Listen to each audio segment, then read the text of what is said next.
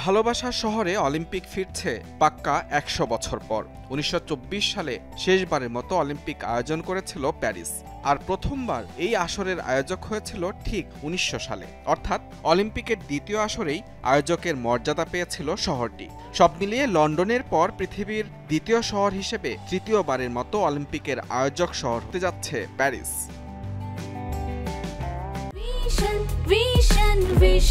100% copper কন্ডেন্সারে তৈরি vision fridge, তাই গুণে মানে অটুট থাকে বছরের পর বছর। আগামী ২৬ জুলাই সিন নদীর তীরে পর্দা উঠবে অলিম্পিকের এবারের আসরের। ৪ ঘন্টার মনোমুগ্ধকর উদ্বোধনী অনুষ্ঠানেও থাকবে বৈচিত্র্য।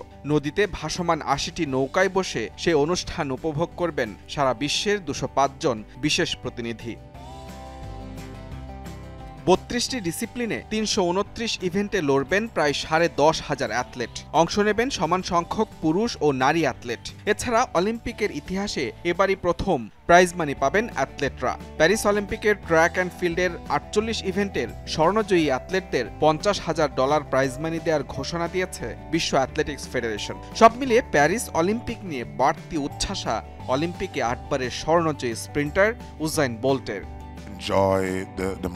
অলিম্পিকের সম্ভাব্য সব ইভেন্ট দেখতে মুখে আছি আমি। ফুটবল, সাঁতার সহ সব ইভেন্ট দেখতে যেতে চাই। বলেছি আমাকে যেন সব ইভেন্টের প্রবেশাধিকার দেওয়া হয়। ১০০ মিটার ও ২০০ মিটার ফাইনালে আমি অবশ্যই উপস্থিত থাকব।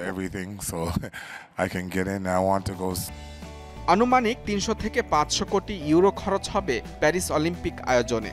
শিল্প, সংস্কৃতি ও ঐতিহ্যের শহরে দারুণ উপভোগ্য এক আসরের প্রত্যাশায় আন্তর্জাতিক অলিম্পিক কমিটি।